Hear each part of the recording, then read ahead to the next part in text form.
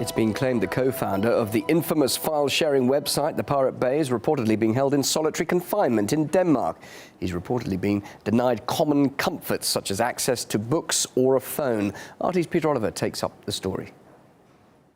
Supporters and family members of 29-year-old Gottfrid Svartholm, who was one of the founders of the BitTorrent site Pirate Bay, have been expressing their concern over the conditions he's been held in a Danish prison. Now, in June of this year, he was sentenced to 2 years in jail in Denmark for computer hacking. Now, the charges that were brought against him related to alleged hacking into the computer network of a computer systems company, as well as the Danish driving license database. Now, the head of the Danish police force, the National Police Commissioner of Denmark, said that the operation that was being ran by Mr. Wag had been incredibly sophisticated. Now, he has drawn supporters from across the world, including the likes of Julian Assange, who've actually called for him to be released, or at least have his conditions in which he's been held in improved. But these aren't the first legal problems that he's had. He was part of the group that founded Pirate Bay, which was used to share BitTorrents around the world. Now, that was the subject of a very high-profile case regarding copyright infringement. Campaigners and supporters come out and say, well, the conditions in which he's being kept have, well, certainly overstepped the boundaries for the crime that he's committed.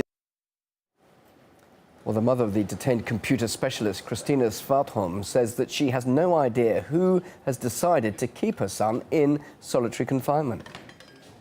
His lawyer, as far as I can get it, she hasn't really found any legal reasons for this, because the court there, when they decided about him being put into this arrest place, they never made a decision about the solitary thing. And the prosecutor, according to what the prosecutor said to media some week ago, she said that I never made such a decision. So it's difficult to find out who made this decision, and since you don't know who made the decision, you can't complain properly about it. They have suspicions towards him now, and he has told me that the suspicions that the Danish police claim that he is innocent, that the claims they make are not public yet, but he has told me about them. And he says that I am innocent. And since he has told me that, I must believe him, definitely. Let's now discuss this further with the computer specialist lawyer, Louise Hoy. Louise, tell us more about the conditions your client is being held in at the moment.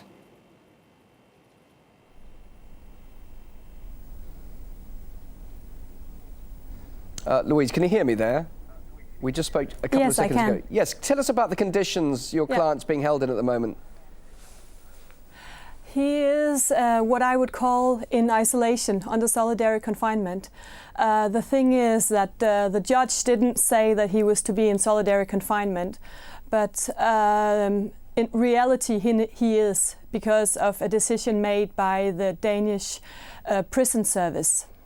Why did they make that decision? Because his mother, as we just heard a few moments ago, was unclear about why the decision was made and who actually made it. I'm also not sure why they made it. Gottfrid has been in Denmark for 16 days now, and the restrictions were put upon him from day one. And 2 weeks ago I asked for a formal decision from the prison service so that I could actually tell my client what's going on. And I received what was, 3-4 sentences just stating that, referring to this section in the Danish legislation, he is to be put under special restrictions. And it was a big surprise to me, because normally these restrictions are only used if people are very violent towards other inmates. And I know one case where it's been used against someone who was charged of terrorism. But for me, it was a big surprise that this was that they used these restrictions on Gottfrid. And a surprise to you that such a lack of clarity could really be happening in a modern democratic European country. Yes, I don't understand what's going on, to be honest. And I've been both a prosecutor many years ago, and I've been employed with the Ministry of Justice. And to be honest, these days I'm a bit embarrassed that they treat him this way. I don't understand why. He's been accused of... I don't understand the legal... Sure, but he has been accused of a number of hacking attacks, hasn't he? Do you know any more about that? Can you tell us about those allegations? I can't tell you much because at the moment, I'm not able to talk about the investigation. But what I can tell you is that he was put in solitary confinement for 1 month in Sweden due to the Danish investigation. That was in June this year. And then after 1 month, the Swedish prosecutor took him out of these restrictions. And now, after 5 months, he is now put back under these restrictions, which I don't understand why, because I have been able to talk to him about the investigations, and while he was able to take visits without restrictions in Sweden. So he's been able to talk to people about the Danish investigation for months now. And now he's in Denmark, and I guess it's because, I can't find any reason, but I think it's because the case is just so extremely embarrassing for the Danish state that apparently they have to do everything in their power just to punish him in advance. Well, you and he will obviously be appearing in court at some stage. Do you think he will be held accountable for his alleged crimes? What do you think his fate could be? No, at the moment, no, I don't expect so, because if you look at the case which was in the higher court in Sweden, he was not convicted of hacking Nordea, the big bank, Scandinavian bank. And I think the material is somewhat the same in the Danish case. So I'm expecting him not to be convicted of anything in Denmark. And how long do you expect him to stay in solitary confinement then? Yeah, that's the thing. If it was, a decision or a warrant that was made by a judge, I was able to tell him, for 2 weeks, and then we can go and see the judge. But now, because it's a decision made by the prison service, I'm not able to tell him that if there is. I can't give him any deadline. Louise, thank you very much. I can make a complaint.